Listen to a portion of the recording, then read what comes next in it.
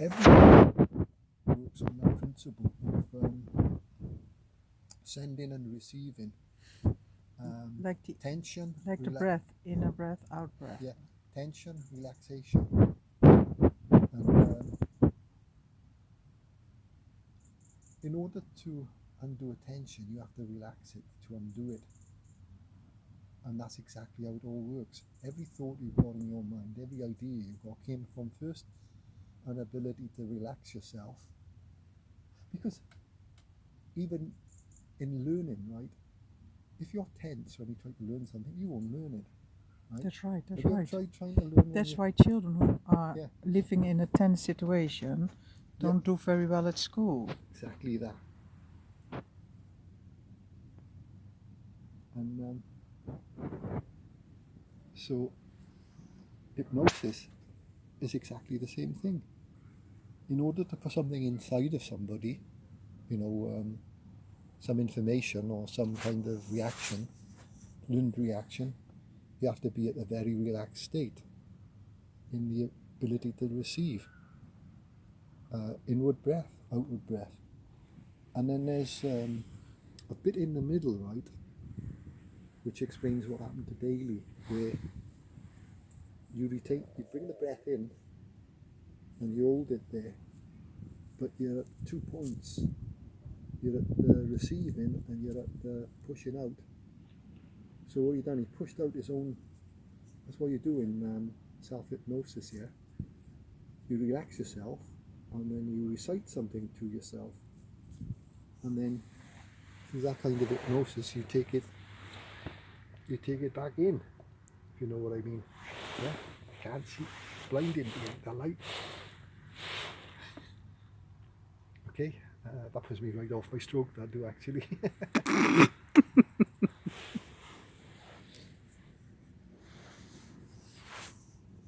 So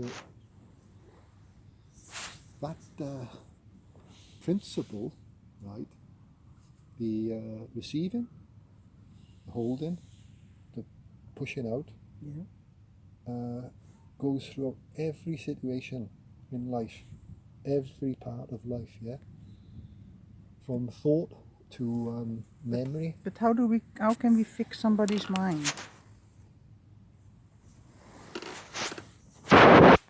Well, you have like to get psychosis. How can we use hypnosis to leave? The principle is first of all using the receiving state. Everyone has a receiving state and everybody has a putting out state, yeah? You have to put him into his receiving state. Yeah, you do that with hypnosis. Yeah, that's hypnosis. Mm-hmm. And then when you take him into his deep receiving state or suggestive state, then you undo the knots for him. You work it all out for him, but it has to be done properly. And then you just convince him that this is the way. Because we hear our thoughts. We don't hear them like a voice, but people who have bipolar or schizophrenia, they think that they are separate entities. Yeah, well, that's what I'm saying, right? Because there's what happened at that state, right? There's an interval state between the two breaths, right? Between the pushing out and the rolling in, yeah? Yeah. And in the mind, there's an area where there's two states, the pushing out and rolling in. And most people are in the pushing out and the rolling in. But what happens in the middle state, where there's a pause, you capture the two parts of it. The pushing out, you're pushing out, he's pushing out his own information, and he's also receiving it. But there's also an observer there, so there's three things working. And he sees that his pushing out is dissociated from himself, because he's in the three states. He's in the three principles. Yes. And therefore, by having that observer there and seeing it and receiving it, it appears as though it's dissociated from himself. Yes. And that's what he's seeing, because he's in he's in the in-between states. But he's in the in-between states. Can you explain that? I don't really fully understand now. Right, you have to be relaxed, right, to receive information. Yeah. But when you want to put information out, you become tense to push it out. So you receive it to take it in, and you become tense to push it out, like a penis. Yes. Right? But there's a bit in between where there's a pause, right, where the two things are lined up together. If you think of it like this, right, he's paused there, but when you're pushing out, it's that. When you're receiving, it's that. But he's caught it there, and he's seen it. The third force has seen it, and he sees it as dissociated from himself. And how can we reprogram him again then? I think just by telling him. When he is in hypnosis. He has to know that everyone works the same as him. We can. The thing is, we know what the principles of it are, and what we do is we work on a strategy to inform him inwardly of what's going on, that he's normal, because part of it is a belief that he's not normal as well, because the psychosis, I think, is a seed given to you as well by the experts, i.e. they tell you there's something wrong with you. Oh, right, I see a thought, it's not associated to me, I'm hearing things, there's something wrong. They tell me I'm a schizophrenic and I got psychosis. But we are very complex machines, Why does he think that he has to save the world? Well, because he's just a young man. He sees a lot of injustice. He feels threatened, and his instincts kick in. And it's a self-preservation mode as well. And he also thinks that demons are real. Yeah, because he looks at them. He's been taught, or he's learned it from somewhere. And he's got ideas in his brain that there are demons, and that only comes from the Christian sector. Nobody ever spoke about, or did the pagans, I'm not sure about that. But I know that he learned that information from somewhere. He thinks about that information, and you've got that receiving situation and that pushing out situation. He's received the information in one state, and then he's caught himself in the in-between states, when he's on the drugs, and he sees him as being dissociated from himself. So that's where they're not my thoughts, they're somebody else's thoughts. Yeah, because I have sometimes thoughts that are scary, but then I know that I just have to reason them out, but that I create those thoughts, that it is based on my inner fear. Why doesn't he no longer do that? Well, I can tell you something, can I? Most people don't go this far, but those thought forms that you create, they're actually real energy, and because it's real energy, they are actually really demons. But not demons like. Yeah, but because you think, they're my thoughts, there's no need to believe them. Yeah. They don't exist anymore. Yeah. You've given them power, and then you've taken the power away. No. But daily, he's given them power, and he's enforced the power into them by believing them. But because he saw them as being dissociated, he caught them. He captured them he captured those thoughts, the input and the receiving, at the middle point, where he was dissociated from them, and he saw them as being demons, because they are dissociated. He's right. He's gone into realization, but he stopped at the bad part. And he needs to go a little bit further. You could go there with him, and say, well, you've seen this far, but you haven't gone quite far enough. There's a little bit further, and you create the thoughts, you create the demons, and you have the power. Before you could see the demons, you had the power to stop those demons, but now, why haven't you got the power? Because you believe in them, and you give them the power. Right. And that's why they take over. And they can materialize too. Yeah. Because I've seen that in the Tibetans. They create what they call tulpas, and they're real spirits, and they give them life, and they do things for them. And Aleister Crowley was famous for the occult. They're famous for it, for creating demons and spirits as kind of slaves. Yeah. And then you've got that Phillipou experiment and the Humphrey experiment, where a bunch of students came into created a circle with one empty chair, and they each one of them projected a character into that chair, and it was all agreed on what the character was going to be. Eventually, the spirit materialized. They started having happenings and stuff, you know.